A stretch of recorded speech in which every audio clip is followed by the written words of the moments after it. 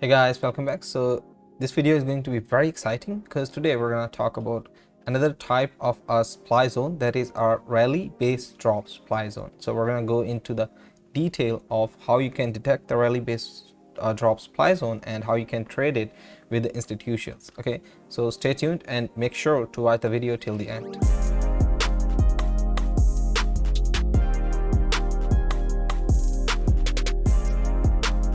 So in this video, we're going to talk about the rally based drop supply zone. Now, rally based drop is a type of supply zone. The other type is drop based drop, in which the market makes a structure in with the first move is impulsive, then there's a base zone, and then again there's an impulsive move. So this is a drop based drop supply zone. Now in this video, we're going to focus on the rally based drop supply zone. So first of all, rally based drop is a price pattern that indicates the formation of a supply zone in forex trading. Okay, so what does that mean is more traders are willing to place or sell at that zone, okay, at that specific zone that we will detect in our video. Okay, and I'm going to teach you how you can do that. So at that zone, more traders and specifically institutions put their pending orders, so the market can come back in order to pick those pending orders and get a lot of supply and then move in the bearish trend. So first of all, let's go through the market structure of a rally based drop supply zone.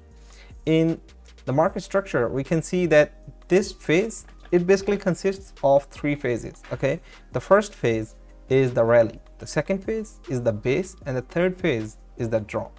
Now inside the rally phase, the market is moving in the bullish trend, okay, and the buyers are in control of the market. They're driving the market in the upward direction.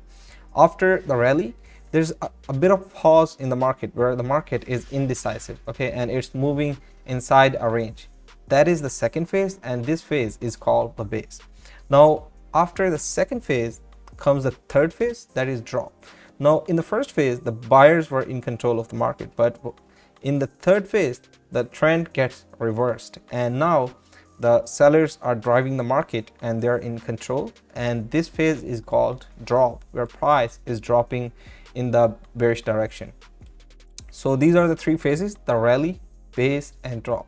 And our supply zone would be around the highs and lows of the base zone. So if I zoom out and if I want to relate it to, this is the market structure. So if we want to detect it on a candlestick, Japanese candlestick charts, it would look something like this. Let me just zoom in.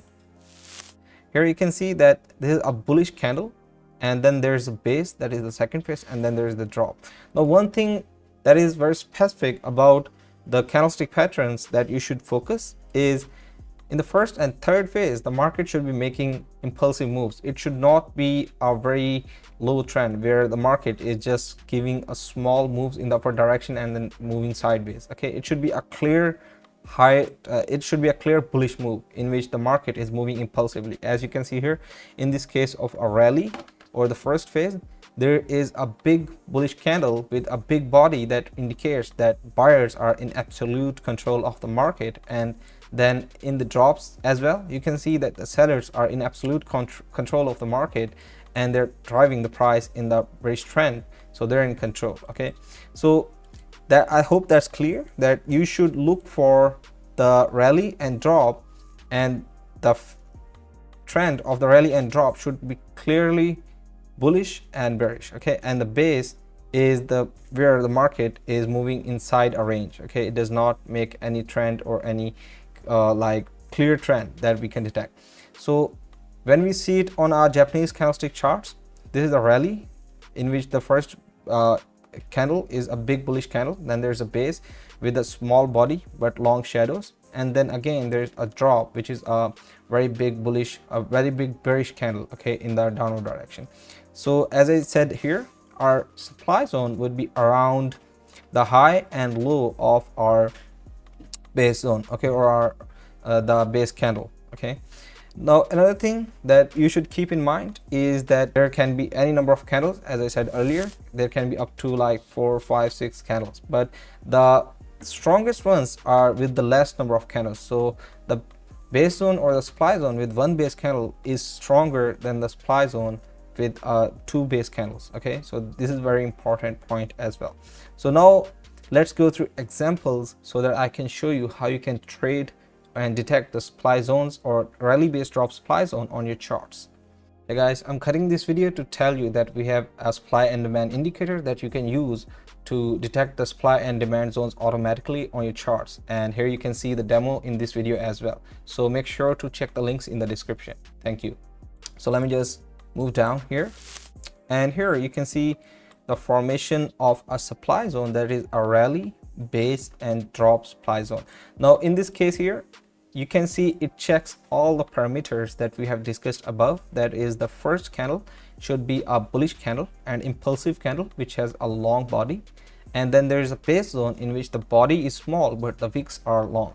As you can see here, in this case there are two base candles, and then again there should be drop. Now as we discussed, after the formation of supply zone, traders and institutions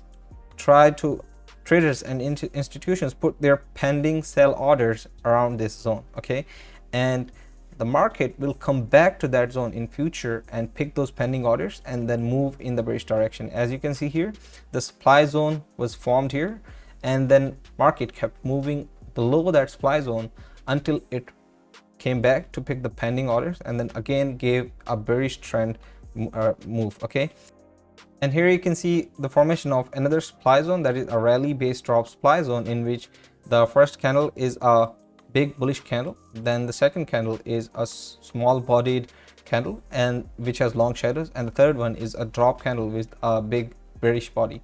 Now after the formation of this supply zone, the market came back in this candle here to pick the pending orders and then again gave bearish move, and market moved in the bearish trend. Okay, so let me just repeat what we have discussed in this video so far. We have first gone through the market structure of a rally based drop supply zone, and then we have seen how you can relate that rally based drop supply zone market structure to the Japanese candlesticks. Okay, and also another thing you should keep in mind is the supply zones or the demand zones are fresh until the orders get picked, or either they become invalid. So once the orders gets picked from the supply zone, the zone is not fresh anymore. Okay, and here you can see once here the orders got picked, this zone was used and it was not fresh anymore. And similar is the case here, in which the market came back to pick the pending orders and then moved in the bearish direction. So after that, the zone was not fresh, and we should not trade it for another time or another time in the future. So keep that in mind, that you should only trade the supply or demand zones once, and if the market goes above, let's say if the market breaks this high and moves above, then this supply zone or that demand zone becomes invalid. So these are some things that you should keep in mind. So I hope you guys like this video. If you have any questions, please comment down below and I would love to answer them. And make sure to subscribe and like this video. See you guys in the next video. Thank you.